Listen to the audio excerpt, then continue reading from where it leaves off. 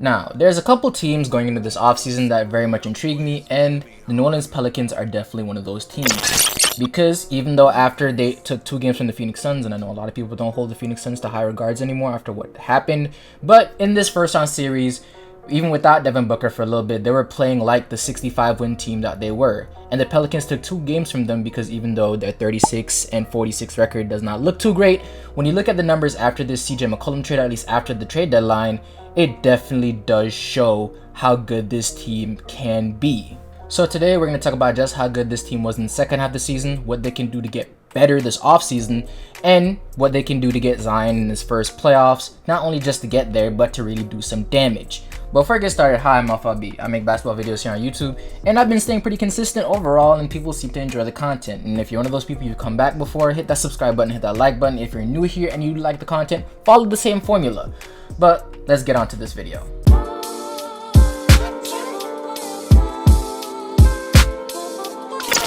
So going into the All-Star break at 23-36, the New Orleans Pelicans look like they're just on the road for another disappointing and mediocre season, especially without their star Zion Williamson not playing a lick of minute in the entire season because of a host of foot and weight issues that the Pelicans were very much delicately monitoring and not really letting him aggravate it. But even after that, after the All-Star break, the Pelicans seemed to finally gel, especially CJ McCollum finding his way on this team, as they exploded in the second half of the season. And even though the record of 13-10 in the second half doesn't look too crazy to a lot of people, they were top 10 in both defensive and offensive rating in the second half of the season. And with the addition of CJ McCollum, they solved one of their biggest issues, and that is three-point shooting. Because going into the first half of the season, the Pelicans were shooting nearly 32% from three. Overall, Brandon Ingram wasn't having that great of a year. You had guys on this team like Nickeil Alexander-Walker that simply was just complete inefficient. Devontae Graham was not efficient at all. But going in the second half of the season, CJ McCollum definitely brought that as in addition to this team, as he shot 39% from three and was the leading scorer for this team at 24 points per game. But while CJ McCollum brought an extremely large boost on the offensive end, the place that I really think the Pelicans truly improved is on the defensive end, really. And that is attributed to not only Jose Alvarado and Herb Jones, but also Brandon Ingram. And while the addition of CJ McCollum isn't really something that you think would affect a team's defense, overall, this team really seemed to lock in on that end. Brandon Ingram, while his offensive profile took a little bit of a dip and his three-point shooting got a lot worse, well, not even worse, he just took less, so he was making less and his percentage got affected by that. But his overall efficiency from two soared through the roof. And with that being said, also him on the defensive end with less offensive responsibility also looked a lot better and way more engaged on that end. And the New Orleans Pelicans took a lot of pride in their defense, especially somebody like Herb Jones, who I think is one of the most underrated rookies and underrated players on this team. So with a vastly improved offense and a lot more effort on the defensive end, this Pelican team not only looked a lot better, but they're able to go 13-10, make the play-in, win 2 games to get to the playoffs, and took the Phoenix Suns to 6 games and really made it look competitive.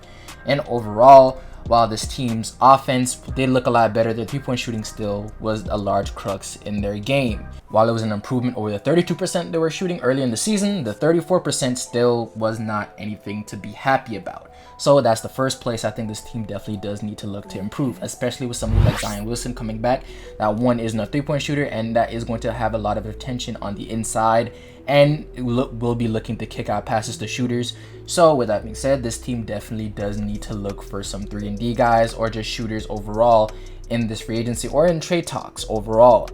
And with all that being said, just the addition of Zion Williamson, a guy that averaged 27 points on 60-something% shooting, with a shooter like CJ McCollum, that pick and roll is going to be amazing. With the addition of Brandon Ingram as he's grown as a defender and as a scorer, this team is poised to be one of the best in the NBA in the next season.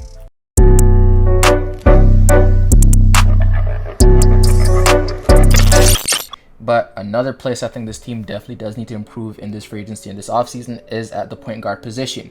Because Jose Alvarado is great coming off the bench, and CJ McCollum, while he's one of the better scorers in the NBA, one of the better players in the league, point guard is really not where he's most effective. He's not that great of a playmaker. He's more a pure scorer that should focus on that and that alone. And with that being said, this team does need a playmaker, especially with somebody like Zion on the team, to really give him some easy buckets overall, make it a lot easier on guys like Brandon Ingram so they don't have to work as hard for their buckets. So you can alleviate some of the offensive pressures off a guy like Brandon Ingram, who was also forced to be a playmaker and a ball handler this year. So it can be a lot easier for him to, get his buckets, and he can have the energy to focus on the defensive end also, instead of having to be a playmaker and a scorer on the offensive side of the ball. And as of right now, they do have the young talent and guys to make those trades, or they have guys that can definitely come and give you some great bench production like Jose Alvarado. As you know, with Zion Williamson coming back, you'll probably see somebody like Herb Jones coming off the bench. Devontae Graham probably will be coming off the bench, so they do have enough of offense coming off the bench to really give them some more production, even when guys like Zion, CJ, or Brandon Ingram is sitting. Overall, this team has a really good build, and it just needs some tweaking. And going into the next season, I can definitely see this being a 45 to maybe 50 win team, and definitely giving a playoff team a run for their money, maybe even taking a shot at winning it all, depending on how next season goes. You never know, depending on injuries and how certain series are all matched up.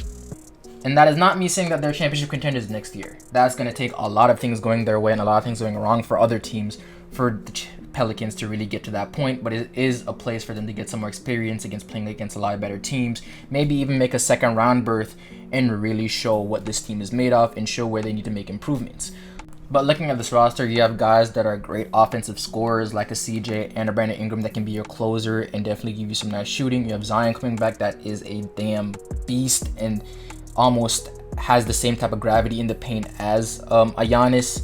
And if he does improve as a playmaker, that can definitely help their shooters. You have a guy like Herb Jones that is a demon on the defensive end. And when you do give him some open shots, even though he wasn't taking a lot of high volume threes, when he does get his open shots, he was able to hit them at a 36% clip, which is really nice to see. You have somebody like Jose Alvarado that is also a great defender, really scrappy, a hustle guy on this team. You have a guy like Jonas Valanciunas that's slowly turning into one of the better three-point shooting bigs in the game right now. Overall, this team has so many ways they can go to make trades get better, and young players that they can develop. It's going to be really exciting to see what they do in free agency, and it's going to be even more exciting to see what they do next season. I'll definitely have them on my radar as a team to watch. But let me know what you guys think in the comment section down below. Do you think the Pelicans have a chance to really make some improvements going into next year and really make some noise in the NBA? Or do you think it's just, a lot of the same noise and the second half of the season was really a fluke for them? Who knows? Maybe on that side of the ball. But with that being said, if you enjoyed the video, please like and subscribe. We've been making a lot of progress, and this channel has just been doing better and better, and I can't thank y'all enough for the love. With that being said, this is FLB. That's my time, and I'm out. But if you enjoyed this video, then here are two videos that I think you'll definitely enjoy from me. One where I talk about how the NBA media seemingly has been trying to destroy Nikola Jokic, and another one talking about the Toronto Raptors and why I think they're one of the most interesting teams in this free agency.